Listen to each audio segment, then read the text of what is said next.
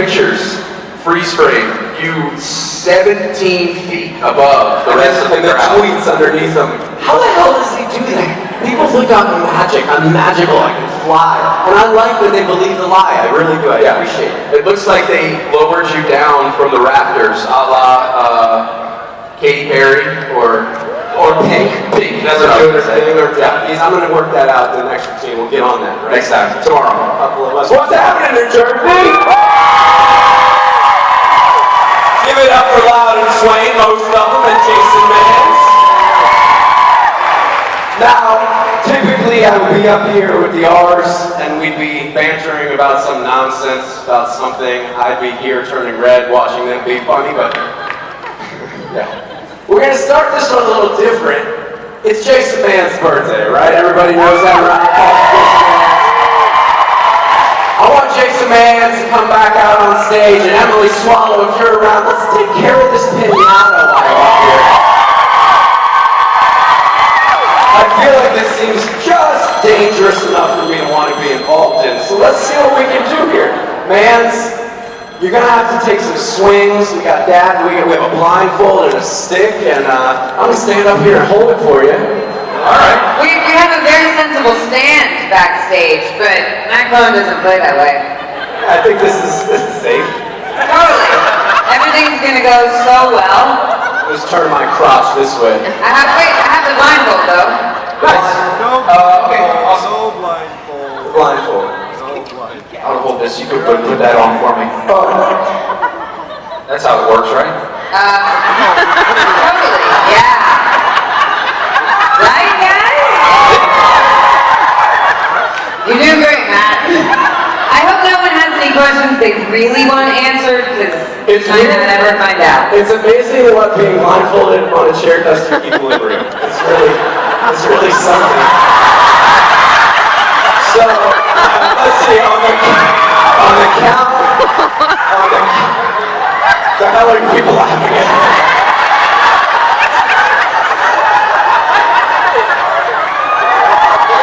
I feel like I'd be a bad sport for taking this blindfold off, but I'm starting to sweat now. Is somebody going to hit it or hit something? What happens now? Hello? You're doing great, Matt. You're doing great. Deal with it, buddy. Did you miss it or are you still swimming? Don't fall. Take small. No, Jason's just warming up. Alright, go. Yeah. Just keep missing. He's I'm doing some trying. stretching. Alright, well, I'm sweating. Just so you know, I'm officially sweating. So, whenever you're ready. Is it close? Come on, my shoulder's getting tired. Okay. Go! I'm getting so nervous. I can hear you people out there laughing at me. Sorry, Matt, we just had to go take They called us backstage, so we said they needed something. This is baloney. This is baloney. What's happening here? We're right here. I've been here the whole time. I've been swinging. Yeah. We haven't moved at all. You need to go to batting practice. I do. Hit it hard. Do you remember your microphone? Oh gosh. When things go wrong. Holy smokes!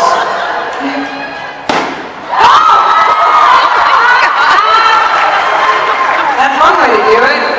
I mean, when you hit that thing, it is like crushing. Shit, that came right. I was kind of afraid. Now what should we do? Just stomp it? Now I have to pitch it to him. The bad news is, I hit you, but you got candy out of it. So are we even? Right If here. you're in the front row, I would watch out. Try to keep it tight. Please don't injure any fans. This way, maybe we'll just hit Emily instead of everyone. Hey guys, it's gonna be great! Here we go. Matt Cohen walks to the mound. He checks out the batter. Feeling a bit nervous, uncomfortable about his pitching performance. Especially because he's wearing a headband. It looks nice though. He lines it up for the swing. He checks first base. He's senses somebody's going to steal first or second. And the pitch.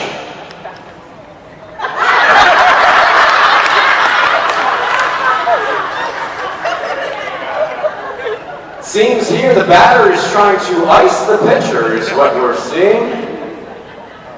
The pitcher regains his confidence. The batter's standing in the pocket. And we go.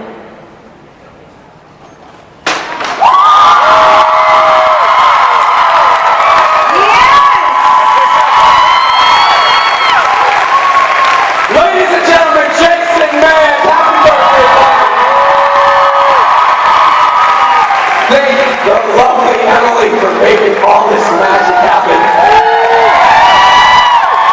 And you can have your damn handkerchief back. We're just gonna leave that stick here. You can use that. Oh yeah, I'm gonna use it. Anyways, Jersey, welcome to the Matt Cohen panel. This is how it's getting started. Let's answer some questions for the sake of not wasting any more time so you people don't have to stand there. Hi. Hi. I want to know how you felt about Michael getting locked in the cage with Lucifer. I feel terrible about that. I don't like it at all. I think Michael should be played by Matt Cohen currently on the show Supernatural. That being said, I am familiar with the new promo. I understand there's a new guy playing Michael, and it's fine. His abs are lovely too. I don't know if you noticed. We'll see what happens. Look, I don't care what happens to Michael. If it was me, yes, I would care what happens to Michael. Right now, it's not me, so it's not my worry, but when it is my worry, I will be worried about it. You on this side! Hi, Matt. I want to say, first of all, that you were the cutest bunny last night. The cutest Well, thank you. And my question is, about General Hospital. Do you think... You know, this is the Supernatural convention. No, I'm kidding. Go. Those of you who don't know, I play a mostly shirtless doctor on the show General Hospital. To clear that up. And you play a very sexy doctor in General Hospital. And a very sexy doctor. How about that? My question is, do you think that Griffin will end up with Ava? I have no idea. I know less about where my storyline's going than the audience does. We get so many pages of material, and we have to do it at such a high rate of production that I don't have time to read ahead, and we also don't get full scripts. We get our material only. So I don't know the conversation Ava's having with other characters. I only know mine, so I couldn't tell you. And then for right now, I'm trying to live in the moment as a doctor / neurosurgeon / priest / stripper / whatever else they might make me on that show, and I'm just trying to stay relevant in there. I couldn't tell you. You do have good chemistry with Ava as well as with Anna. I was hoping that you would kind of... I know Duke was with her, but you and Anna had very good... I can't be with the woman that was with my dad. That's not allowed. There's a place for that. It's called slash fiction. Go now and write. 50 Shades of Griffin Monroe is what it's doing. I'll make you sign a contract later. Did anybody get that? Did nobody see 50 Shades of Grey? Nobody saw. Raise your hand if you saw 50 Shades of Grey, honestly. Raise your hand if you read 50 Shades of Grey. Here, I'll summarize it for you. Boy, girl. Boy wants girl to sign contracts so he can be in charge of girl. Sex. The end. You! Hi, Matt. Hi! So I also have a General Hospital question. Oh, what the hell? I know. I was wondering, what is it like working with Maurice Bernard? It's amazing. Maurice Bernard is kind of the long-lasting heartbeat of General Hospital. He plays Sonny Corinthos, total badass mobster type, and off stage, one of my best friends, one of the guys that loves boxing and is sickly involved in boxing, just like I am, obsessed with every fight and analyzing every fight. And he's introduced me to Stephen A. Smith, who was an ESPN reporter, and the three of us get on stage and talk boxing and don't do work. So it's bad for the producers, good for us. And to answer your question, he's the sweetest man on earth. I don't know a better person. Awesome. Thank Yeah. you. You're welcome. Yeah, woo! Every time I answer a question, people are like, yeah, woo! What if it's a bad answer? Do I still get one of those? It feels so weird to be up here without Rob and Rich making fun of each other. It's strange. We'll continue. Hi. Hi. So my question is waffles or pancakes? Do I have to make a choice? Yeah. Waffles or pancakes? And just waffles or pancakes? Are we talking like fruit mixed in? Yeah, whatever you want. Different kinds of syrups and jams? Let's see. God, that's a tough question. I don't like questions like this. I don't like having to make choices this hard. I'm gonna have to go with pancakes. Because I'm a big burrito guy, and I like stuffing fruit in a pancake and rolling it into a burrito and then just shoving it in my face. Things you didn't know about Matt Cohen. What's yours, pancakes or waffles? Pancakes. Pancakes? Because I just said pancakes? Well, it's always just been pancakes. Why? Because pancakes are better. Why are they better? Waffles are just like a crispy version of pancakes. That's true, but some people like a crunch in their pancake. Have you ever had a crispy outside pancake with a soft, gooey center? Then you haven't lived. Thank you for your question. That's the type of pancakes I make. Delicious, crispy outside, soft on the inside. Hi. Hi. You look really lonely up there. I look lonely up here? Yeah. I don't know, I don't. I look like a commanding man on the stage right now with a rainbow stick in my hand. I'm not lonely up here. I enjoy all that space, and I enjoy all that space. I'm going to utilize every inch in between where Rich and Rob aren't standing. Okay? Did you have a question? Yes, I did. Just want to tell me I'm not doing a great job by myself. Good job. Just look lonely without Rob and Rich because we all miss them. I'm just kidding you all the time. Do you think John Winchester was a good father?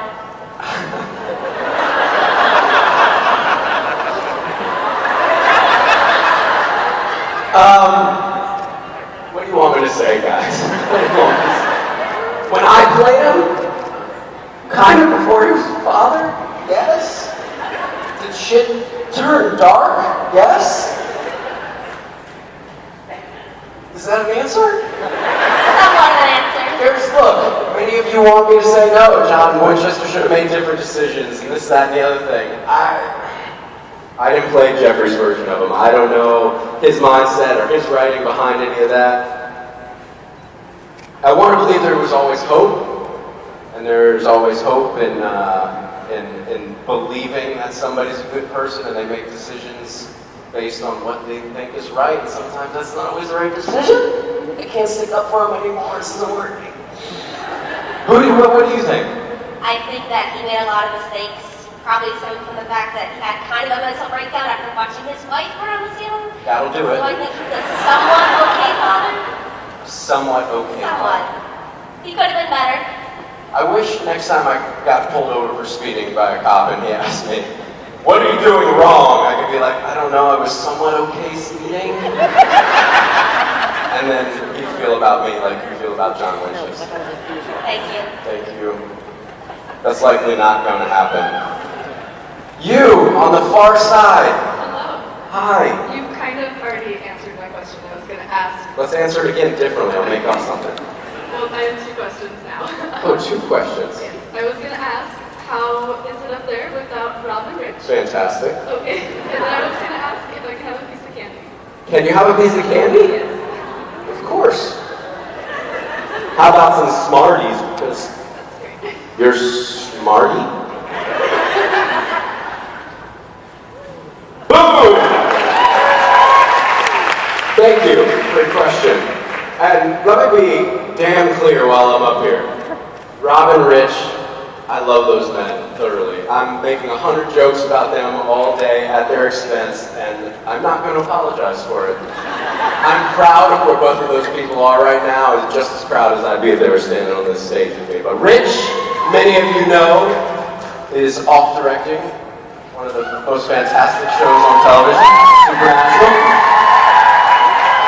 And Robbie is somewhere making entertainment for you people to watch at some point. I know little about what he's doing, but I know he's doing it great because he's Rob effing Benedict, and that's all he does. Hi, on this side. Giggle. Giggle, giggle, Hi, giggle. first of all, you look great today. Thank you! My question is, if your character on General Hospital was in Supernatural, what would happen? I'd be shirtless. You! Over here! I don't have a question, but I want to tell you, you actually blew my mind because I am a General Hospital fan as well as Supernatural, and you are so different than I expected personality-wise. You are awesome. Well, thank you. That is a beautiful compliment to be paid. It would be funny if you came up here and were like, wow, I'm a huge Supernatural fan and a General Hospital fan. When I watch you on General Hospital, you're a lot like John Winchester. Do you have any depth or layers in your acting whatsoever? You have a lot more depth and layer than I thought. Thank you. Wow. I'll take it. I'll take it. It's honesty and I appreciate it. And I'll tell you this, the role on General Hospital is the most challenging role I've ever had to play because, number one, I'm a neurosurgeon. And when neurosurgeons talk, they speak in some alien language that I can't possibly understand. So when the words are coming out of my mouth, I'm literally blacked out. I black out. And then the priest storyline, I am not a very religious guy, don't know a lot of Bible verses, and boy, those are hard. It's hard to say a Bible monologue without adding or wanting to add or a like, and you just can't do that with the Bible. It just doesn't work the same, so that is challenging. Thank you for your question. Hi! Hi, how are you? I'm super duper. So last year at the karaoke party, you sang Tony with Rihanna. Yeah, I You did. said- I did that. You said you And now it's on learn YouTube. the Magic Mike dance, so I was wondering if you learned it, and if you did, could you show us? I didn't, and so I can't. Do you know any Magic Mike moves you'd like to teach me? I don't. Well, then we don't have... You just show us the dance. Can I show you a dance? Show us the dance.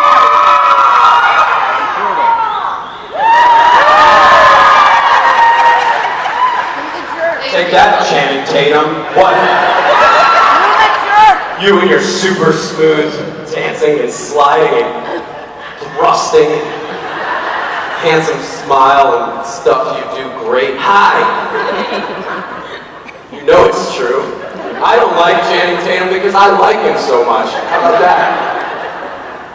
Every time I look at Channing Tatum, I want to kiss his face, just like I want to kiss Rob Benedict. Every single time.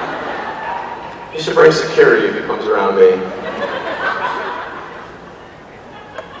Do you have a question? Do you have a question, or you just want me to stand up here and sweat in this wool fan no longer? All right, I'll just keep sweating then.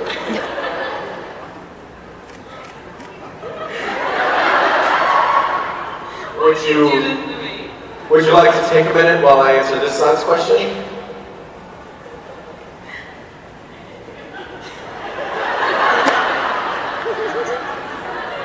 What if I do this? Does it help? No.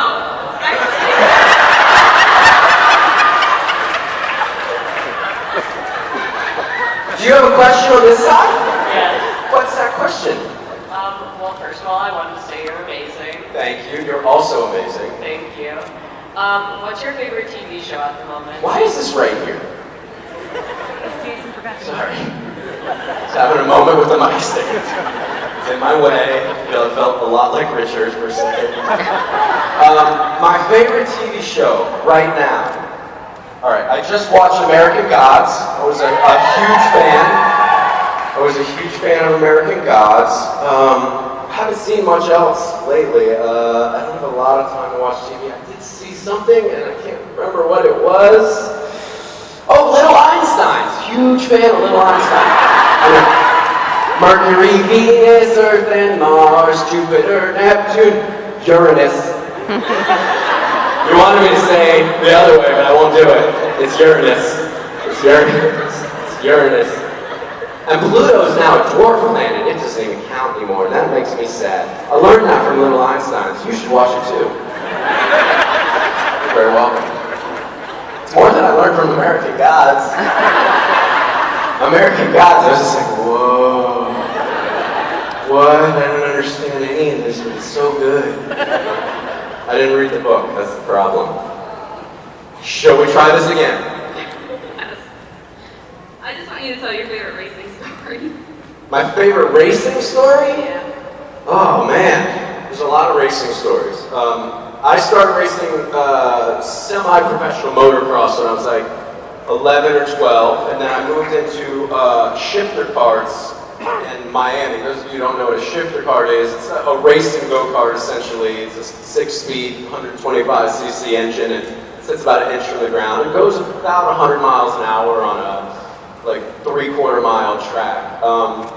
Every memory really I have through racing is a great memory because my father and my grandfather were both racers. My dad raced in NASCAR Craftsman Super Truck Series for a few years and the SCCA Pro Trans Am Series for a few years. So when I was racing go-karts, it was some of the best bonding experience I could ever have with my father. He taught me everything I needed to know about cars. I mean, I learned to weld when I was about 10 years old, so well that it looked like a row of dimes laying on the side. Does anybody in here weld? Does anybody weld? Anybody? So you know what I'm talking about? When you lay a row of dimes down and you feel real damn good about it. Everybody who doesn't understand that, ask that guy later. He'll be willing to answer all your welding questions.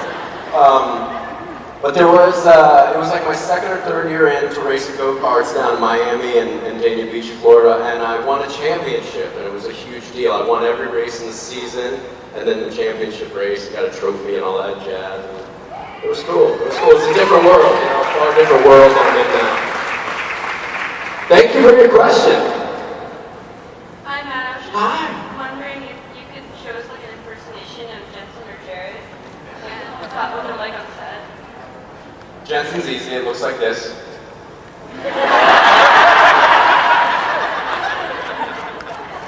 And Jared looks like this.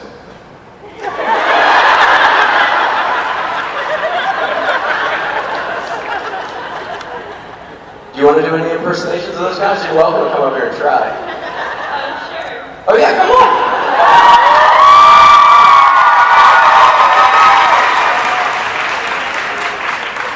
What's your name? My name is Jen.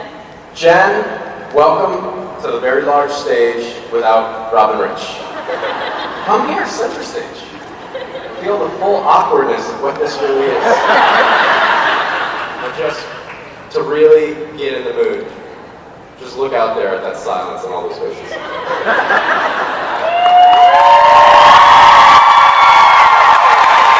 You're supposed to make it awkward, Jersey, not show up and be awesome like you always do. All right, who do you want to impersonate? Jensen, Jared, Misha, Mark, who? Anybody you want? Mark. Shepard, Pellegrino. Shepard. Ready? Ladies and gentlemen, for the first time, the supernatural New Jersey stage, I present Jen as Mark Shepard. Hello, boys.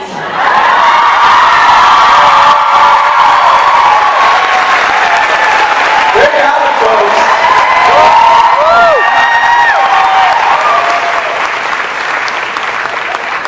Mark Shepard, right there.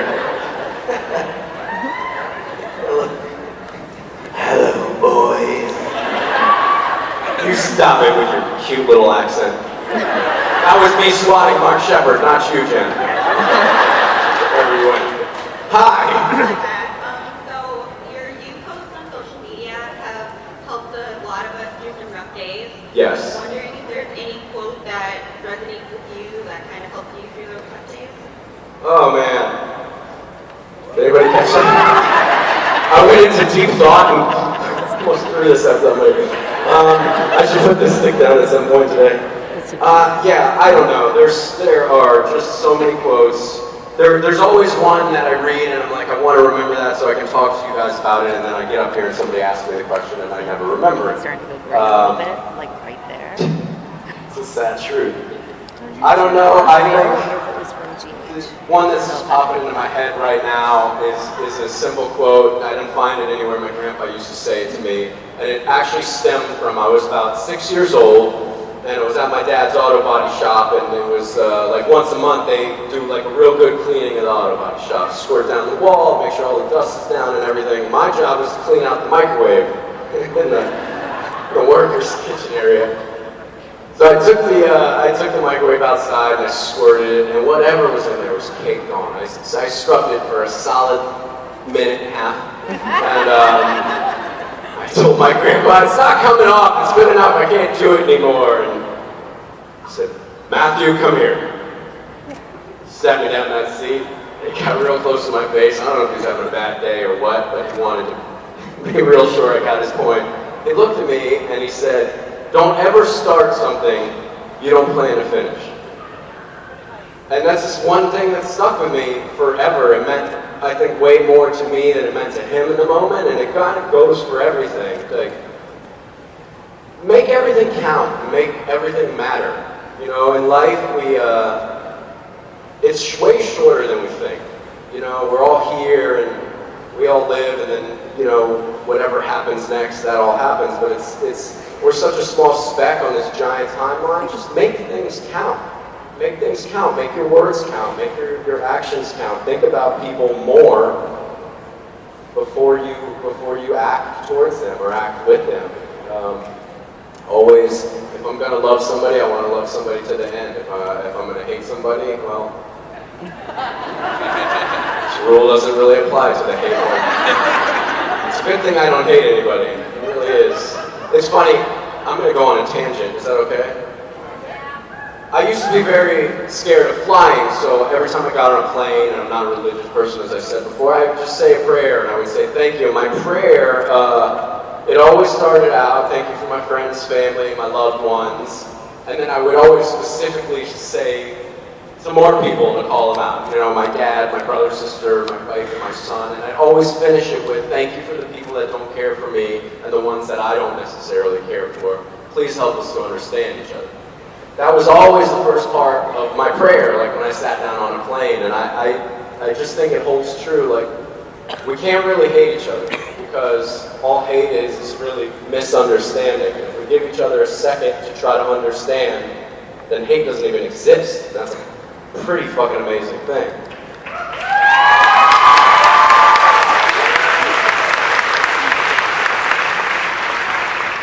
Did I answer your question?